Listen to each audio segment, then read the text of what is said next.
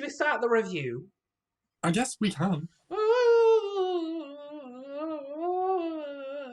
Welcome to RuPaul's Best Friend Review, bringing you a review of Season 13 of RuPaul's Drag Race. With your hosts Annabelle Lecter and Philth.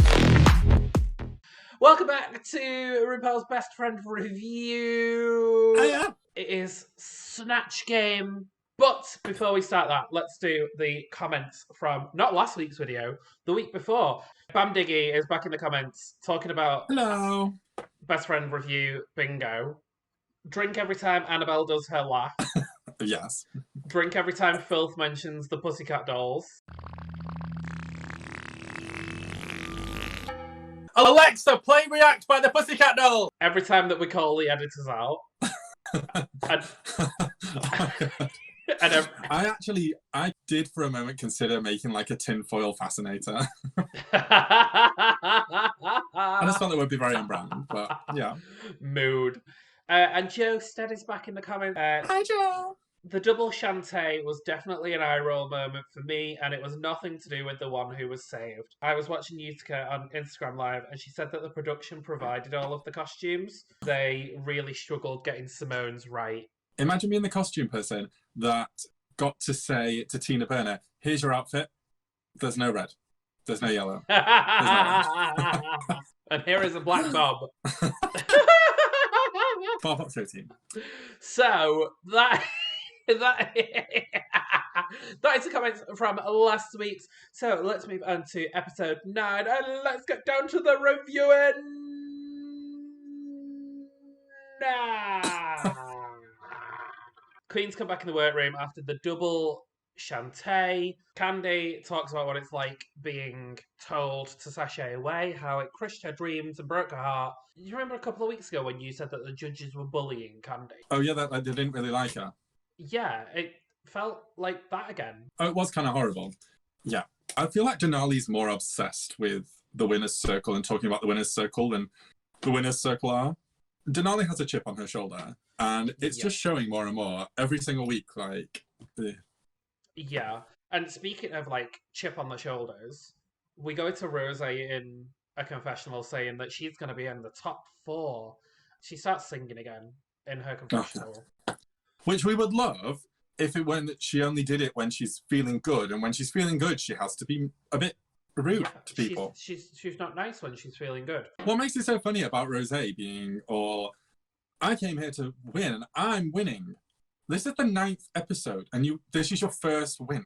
I can imagine in her head she's going, ooh, this is my story arc. I wasn't winning, and now I'm winning, and everyone will like me for it. That's the voice inside her head in my head. And that voice inside her head, inside your head, is incorrect. RuPaul comes in and goes, I'm very lucky I get to wear these beautiful suits. It literally looked like it had been made in the wallpaper challenge a few weeks back. This was a moment of, look, we are sponsored by this beautiful suit company that I always wear, and we're sponsored. Also, we're sponsored by tights. Go and rip those up.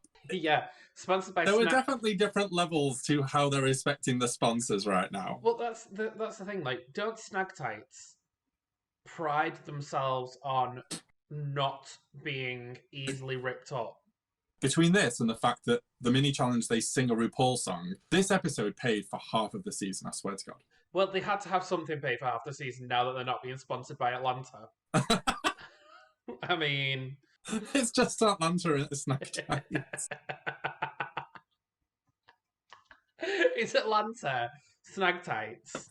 It was that drink that they had in Untucked. Wallpaper. Oh, yes. That drink for one Untucked. Please, can we have like a floating list up the screen of various sponsors? I was just thinking, they're weird this season. They're really strange. Ah! But the mini challenge is an ode to RuPaul's punk band, the Wee Wee Pole. Like you said, this was a plug for RuPaul trying to do a rock song. Right, we've got to fit in these tights somehow. What can we do? I have this song, let's do it with that. It just felt so like forced into it was just so confusing. Yeah. And then RuPaul doing their own bit of this. I left the room. Like, that was horrendous. I hated it. Tina Burner wins and wins herself $2,500, which is nice. Honestly, that's a lot of tights. That's a lot of tights. Not from Snag Yeah. Tights. Snag Tights are fucking expensive. Okay. Oh, I'm on the next page. Oh. We found out that the main challenge this week is Snatch Game. It's the Yeah. episode that everybody knows is coming. So Yes. Candy is doing Patrick Starr, Yes. who is a makeup guru on YouTube. Is that right? Yes. Okay. Also, there's SpongeBob's best friend. So there's that. Well, when she first said it, I was like, what? Denali is doing Jonathan... Van Ness. Jonathan... Jonathan, can I shake this while you work on your words? No. I need a drink. The amount of fucking shaking noise I cut Know out what I from the last meant? video. I will shake this while you practice in your head your words, and we won't. Then you can not speak. Just shush. Thank you. Denali is doing Jonathan Van Ness from Queer Eye for the Straight Guy, even though it's not called Queer Eye for the Straight Guy anymore. Do you not watch Queer Eye? Oh, I actually don't. I have an issue with it, but yeah. Oh. I didn't know that you had an issue with Queer Eye. When I stopped watching it was when they decided it would be a good idea to have the one black member of the team put on a MAGA hat because it would be funny. And then they like humanized this Trump supporter where it was like, we're not so different after all. I hate it. I just watch it and I'm like, oh, that's nice. I read the little caption, and if it's not somebody that I think I'm going to gel with, I don't watch it. So I've probably not even watched the Trump supporter one. We found out Utica is, of course, doing Bob Ross. Like, Of course. Gottmik is doing Paris Hilton. Which, to me, that's more of an of course. And then Rosé is doing Mary Queen of Scots. What did you think of this when you first found out she was doing Mary Queen of Scots? My first thought was, I'm sick of Rosé going on about being Scottish. Right. Rosé talks more about being Scottish than Lawrence Chaney does. Like, it's absolutely ridiculous. Yeah. Okay. Fair enough. It made me laugh that Candy didn't know who Mary Queen of Scots was. Yes.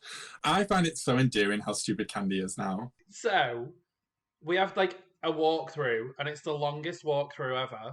She starts off with Elliot with two T's. Doing someone from Golden Girls does not work. The issue you have is the character Rue McClanahan played in Golden Girls was already like a drag parody of a sexual Southern belle. Yeah. And unless you're just going to do it dead on, there's nothing really extra you can add to it. If you want to do that character and make it extra, then you do someone else. The thing is, we've seen it done badly in Snatch Game, but do you also remember All Stars 5 when they tried to do the Golden Girls theme hotel room? Oh, right. Gosh. Simone is doing Harriet Tubman. Yeah. Who I'll admit I didn't know a lot about until about a week ago when I got into like historical. Not historical, had you? Yeah, exactly that. I got into like historical TikTok, and somebody did a big TikTok about Harriet Tubman, and I was like, oh my god, this woman's amazing. I was excited to see Timon. I was excited to see Timon. Nope, I did it twice. I was excited to see Simone. I was excited to see Simone do anything on Snatch Game because actually I think she's really, really funny. Yeah. I didn't like this weird walkthrough with Rue though, where it went from, do you think that's really risky, to, well, don't play it too safe. And I was like, well, make up your mind. It just seemed like RuPaul had gone in there and she did both lines of questioning. She was good cop and bad cop, and it was very weird. It was confusing. We move on to Utica, who brings her costume over, and she has this bloody squirrel afro, which I'm obsessed with. Bob Ross had a pet squirrel. We know Utica was trying to avoid being offensive. Yeah.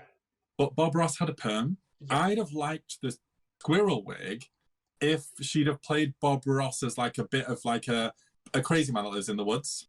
In the intros at the start of Snatch Game, Utica does, this is an environment. If she'd have really played into that, and this is where I live, and it was just a shack in a wood.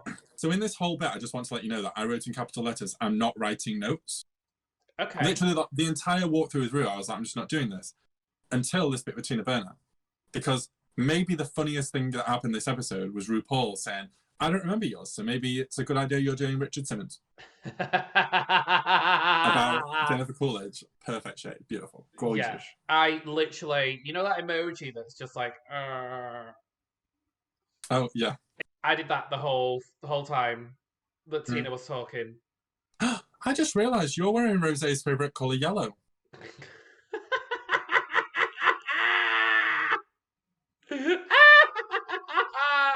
Yes, correct. Last but by no means least in this section is Olivia Lux, who is doing Oh, yeah. Tabitha Brown, who is the most adorable lady on TikTok and YouTube. And she does these TikToks where she's just like really reassuring. Yeah. I love her. And Olivia's decided to do it, and I was so excited. Mm. But then she starts talking about winning the improv challenge, and I was like, Olivia's going to fall on her face here. So actually, first off, RuPaul's saying so not someone famous. Gonna harp on about it. RuPaul not getting people's references because they're now references. Mm-hmm. Rude, stupid shade. It's not our problem, it's your problem. But yeah, RuPaul does make a point of being like, this isn't the same as your improv challenge because you were basically handed all of the good bits together and you just made it work. Yeah. Whereas this is different. You're not good. You are not good. She brought Rachel's Dolezal. Oh yeah, I saw this, and didn't the production nix it? Yeah. Oh. I only know because the meme's going around saying that production stopped Simone being Rachel Dolezal because Raven Dolezal was there.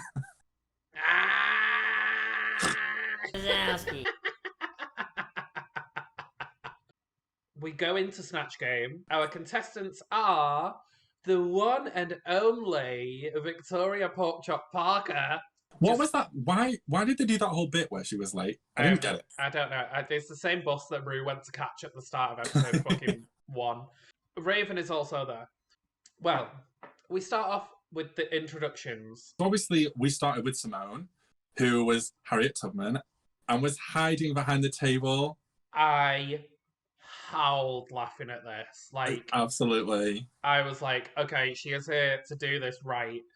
Yeah, and such a clever moment to use to get your character in, because it's a moment where you don't have to bounce off someone. You can set a joke up without having to interact about it. Well, you know what I mean.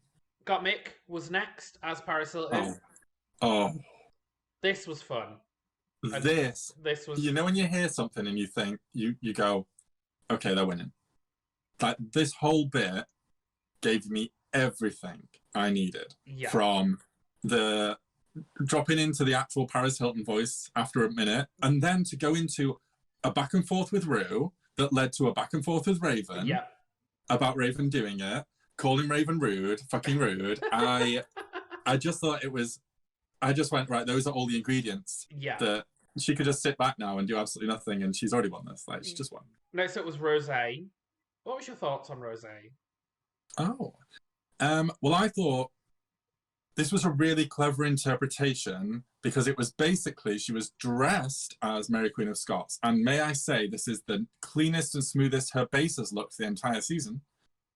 But she was doing like a wee Jimmy Cranky sort of impression. Candy Muse was next. No, Tina Burner was next. Oh, I didn't write anything about her. She literally brought her energy up to like an 11. And I think that's what hurt her later on in the Snatch Game. She brought it up too soon and then didn't really have anywhere to go with it. Candy Muse was next. I'm going to let you speak first because I don't know Patrick Star well enough to comment. Obviously, this was, to us, it just felt like she was doing Candy, which is a smart way to find a character if you're not good at adopting a character and making it funny. Mm. But also, it did actually work as like a bit of like a slight parody of how Patrick Star is anyway. This felt more like how Patrick Star thinks they act. Right, I see. So we had Olivia, Denali, Elliot, and Utica, and for all of them I put, apart from Denali, I put okay for Denali. And then for Olivia, Elliot, and Utica, I just put eek. Yeah. No I agree. I thought this was a really good parody of JVM. Obviously, Olivia's was just bad. It was just Olivia. I just can't even bother talking about Elliot because it just wasn't worth it. And then Utica. Yeah, what did you think of Utica's intro? I thought there was something the start of something to it, but she didn't follow through on it. Yeah. She didn't find a real character. And even she did, I feel like she just tried lots of things. And if they didn't hit quite straight away, she didn't stick with it. But they were all things you need to stick with, like being a bit of a weirdo. Or even at the start, she looked straight into the camera and delivered the words. Yeah. If I was doing this, I'd have spent the whole time looking in the camera doing the words. Yeah, the whole time. I do want to say, she's very good at painting those Bob Ross paintings. There were so many options here. Yeah, imagine if she was painting. She's just painting away. Yeah. And then, like, Rue asks her a question. She doesn't actually respond. She just holds the card up. And it's just got a Bob Ross painting on it. It doesn't have anything to do with the answer. It's just like... Yes. There are just so many good options for this. It did get something I loved in this episode, which as soon as she started, it went to got making a confessional going, no. We move on to the first question. Well, I know what the first question was, because Jesus fucking Christ. Asking Raven about cancel culture and how it's got out of control. First question was that cancel culture's got out of control. Winnie the Pooh is being cancelled for blanking in the woods. What would you have said? If I was Raven, blackface. And me... I didn't write anybody down for this, apart from... No, I didn't. Olivia and Elliot. And I put... For Olivia, I just put, nope. Nope. And for Elliot, I just put, what? Elliot seems to... The only thing she has to say about Rue McClanahan is the word gentleman. Okay, move on to the next question then. The next question was, it's so hot in California that Ross Matthews fries an egg on blank, something along those lines. Denali was probably... Oh, Denali and Simone really made me laugh in this. Yeah. But Simone made me laugh because she said Jennifer Lawrence instead of Jennifer Lewis. Absolutely, yes. But it was so good. And she saved it. And that's the part of being good at anything, is knowing how to save it when it goes wrong. Yeah, absolutely. This was just so funny. I put ouch for Elliot. Don't know why. Can't remember what Elliot said. Probably gentleman. Last question was, Michelle Visage cheated on her vegan diet because she missed the taste of blank. We had a moment with Gottmik. Yeah. And I have to say, everything Gottmik says all the way through this is on. It's spot on. Yeah. It's not just spot on for the character, but it's spot on funny version of the character. It's so good. And this moment where she talks about being the poor sister and how you just go with what you know. So I'm going to say big cocks. It was so funny. It did make me wonder, why does RuPaul think big cocks are funny, but gaping arseholes are not? There goes our fucking content. Fucking, I think it's just appearing on people's recommended pages. I love this moment with Candy where she ate the banana without taking the peel off. No, it made my stomach. It made my stomach flip. It made my arsehole I just twinge. felt like it was shocking in a funny way, like it was jarring in a way that made me go, "Oh my god, what the fuck!" She didn't like bite it off and then spit it out. She literally just ate it. That's why it was so good. No, absolutely not. Olivia thinks that she did okay in the Snatch Game. Delusional. So does Elliot. Well, Utica also thinks that they were funny in Snatch Game. I have to say, in defense of Utica, I'm sorry to disagree, but I'm being brave and controversial. Utica says specifically that she had a great time and she had a lot of fun, but she doesn't think that a lot of her jokes translated and were found funny by okay. thing. Utica and Olivia have this little pop at each other, and like, Yes. Utica's not wrong, you know? But also, like, Olivia's not wrong. No. No, she's wrong about thinking she's funny and that she got through it on her comedy or whatever. Correct. But there's some shit. There's a shady being hidden under Utica. The reason it's not coming out is because she's afraid of confrontation. Yeah. And then we move on to this week's learning moment. Candy talks about, like, chosen family and how they're important. Yeah. Yeah. And We get this hilarious look at Candy's face while she's doing these tiny dots all over it with foundation. And then literally 20 seconds later, she not only has blended, but it's been powdered and she has contoured. And I just want to know, like, what's your secrets, babes? Because I need them. Candy does bring up something very important here about, you know, dropping people that aren't supportive, cutting those people out of your life and making sure that, you know, you might not class them as an enemy, but you don't class them as a friend. Oh, absolutely. Very important. Not to be like, been there, done that. Just remember, there are too many amazing people in the world who want to support you and be nice to you and be kind to you. You don't need that one person on your Facebook who's a dickhead and you keep going, oh, I'm just keeping them there. You don't need them. Because there's 3 people that are going to send you a friend request tomorrow who will like all your pictures. Mm-hmm.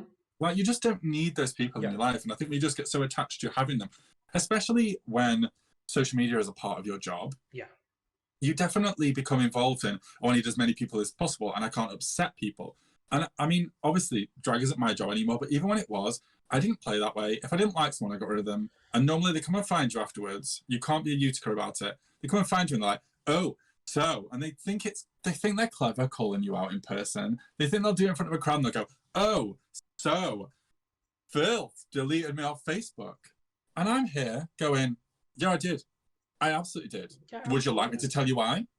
It goes a lot further than social media, especially, as you say, if you work in an environment that social media is important. If you've cut someone out from social media and you've cut someone out from your life, and they go, why did you cut me out? Tell them. Yeah. Like, throughout this lockdown, I've cut so many people out that haven't been supportive, that have been shitty on social media when, you know, we're all going through the fucking ringer at the moment. While we're on this note, again, the fandom have chased off another queen from social media with Lawrence Chaney, and it's not on. It's not on. Like, let's do better as a fandom. Simple as that. Absolutely. And that was our teaching moment. Thanks for coming to our TED Talk. We move on to the main stage and the runway. RuPaul comes out in this stripy number. What did you think of the stripy dress?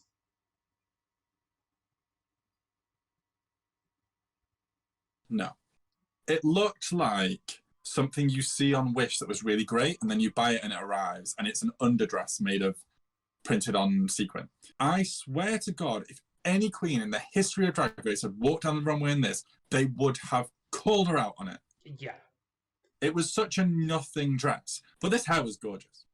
Michelle looks great. She always does. And T.S. Madison in this blue and silver hair. Oh. Oh. Oh. Yes. Absolutely. So the runway theme is Fascinating Fascinators? Yes. Is that what it was called? Let's do a breakdown on the runway. What? That would be the name of your storyline on Drag Race. Breakdown on the runway. Having a breakdown on the runway. Absolutely. Come on then, yeah, okay. Olivia Lux. What were your thoughts on Olivia Lux? I think that if she'd have wore grey hair with this, she'd have looked like a gender-bent Rick and Morty. Oh, yes. So the reason in my head she had red hair was because this was Dexter's lab. Yeah, I can see that as Blue well. gloves, long white coat, long boots. I thought this was the most fashion that she's looked all season. Next up with Rosé, who was inspired by my look this week. She was head to toe in rosy petals. Yeah, Rosé has obviously watched the reviews before for that review that we didn't release for season 10. Yes, I've posted this online, I assume. I did not like this. No, I just feel like if this had been on Latrice Royale, I'd have loved this.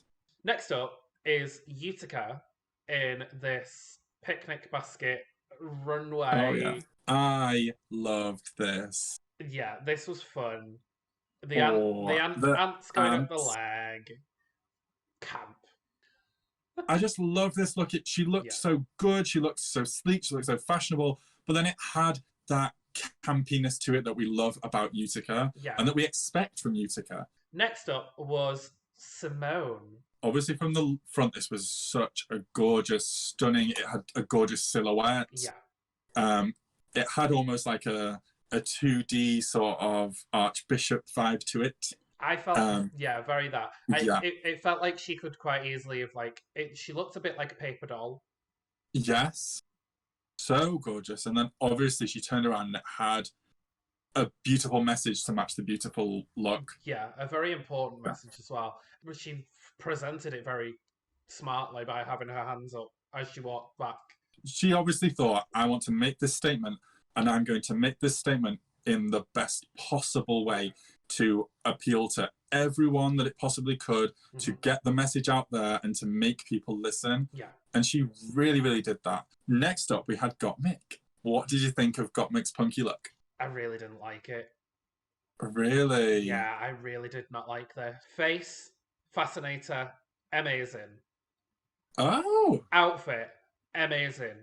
Would I have put them together?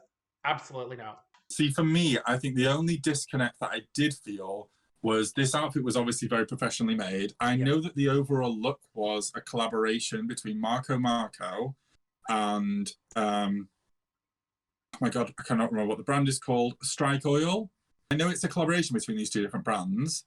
To me, the safety pin, my issue with it was too crafty for such a fashiony outfit. Okay. It was covered in tinfoil. Don't you think it looks like I ate spaghetti bolognese? Yeah, a little bit. Did you say no? You've been to Tasters and had some beans on toast. Denali. What about Denali? In this diner-esque. I thought it was a clever interpretation of Fascinator with the coffee on her head. And if she hadn't have been roller skating, I would have been like, oh, okay. I don't know what Denali's fashion style is. Yeah. I do like that she put her rollerblading into it, but I just want, I don't know what I want. I need to see one common theme with Rosé. Nope.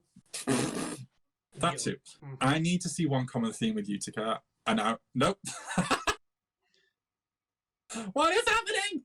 I need to see one common theme with Denali. There's something that isn't connecting. And I don't know if it is that she hasn't found herself in drag yet. We'll move on to the next queen, which is Elliot with 2 T's. Any thoughts on this? So, when she first came out, I was like, what's going on with this? I have to say, so I saw this baggy leg and all I thought was, this looks like she's done a look that is inspired by those people that lose a lot of weight. Next up was Tina Burner. Yeah. Nope. Not this. Yeah. This is hangover poo colour. And, no. Not this. Not Candy Duquesne said that she looked like Miss Trunchbull. Yes. Which was accurate. Next up, though. What did you think about Miss Candy Muse? Meh. Sorry. Probably the only girl that really just went for, I'm doing a fashion look. I thought it was good. It was polished. It was nicely executed. Mm-hmm. But it wasn't, everyone did something interesting and hers wasn't overly interesting. But it was there. It was there. And I can't complain about it. And for that, in this challenge, she's got to be congratulated. Yeah, she was very middle of the pack. This week, RuPaul speaks French for Bring Back My Girls. Do you think that... I don't know what's happening. I think that next season, or some part in this season, we're going to get this mini challenge is sponsored by Duolingo. And that's what RuPaul's been doing during lockdown. Bottom 2, though, is Elliot and Utica. I think Olivia should have been in the bottom over Utica. Yeah. For me, watching the lip sync, I felt like Elliot gave up. She was too busy concentrating on what Utica was doing. Utica was just having a good time. She went to every part of it and did something interesting and then walked off to a different bit and did something interesting. Yeah. She really made the most of that. And we know the producers pick the song depending on who they want to win. Yeah. And they gave them a song that could go either way. Yeah. They gave Utica a fair chance at this. I'm glad that Utica wins. And for the 4th time this season, Elliot is told to sashay away. Oh well, bye Elliot. See you soon. Bye-bye. Next week is the makeover challenge. My favourite week. Is it really? You know I love the makeover challenge. Oh, okay. It would be one of the challenges that put the fear of God into me. It's the only one that I know I would win. It's going to be a good episode. I've got a feeling in my waters it's going to be a good episode. So, that Great. is episode 9 of season 13 of RuPaul's Drag Race. Can you believe that in 2 weeks we crown a winner of Drag Race UK? And Drag Race UK started 2 weeks after season 13. Yeah. And we are not even down to a top 5 in 13. RuPaul's Drag Race UK had a 7-month break in the middle, and it's still taken less time than season 13. Absolutely correct. As usual, sound off in the comments. Let us know what you thought of this week's episode, what you thought of Snatch Game. If you agree with any of the things that we have said, if you disagree as well. Don't forget to like, comment, subscribe. Like, comment, subscribe, and ring the bell to get notifications whenever we post a video. Also, don't forget to visit www.bestfriendreview.com because we now have a website that you can go and peruse various things. Yeah, and for anyone that hasn't seen my Facebook post, you can actually go on and you can find an extended version of the quick espresso martini tutorial that I posted. Because what would RuPaul's Best Friend Review be without espresso martinis? Boring. That's what it would be. I need my caffeine and my vodka in order to get through this with a smile on my face. I've got me caffeine in my little Annabelle Lecter mug. Vodka. Ding! Right, so that is it. Thank you very much for joining us, and we'll see you next week. Bye!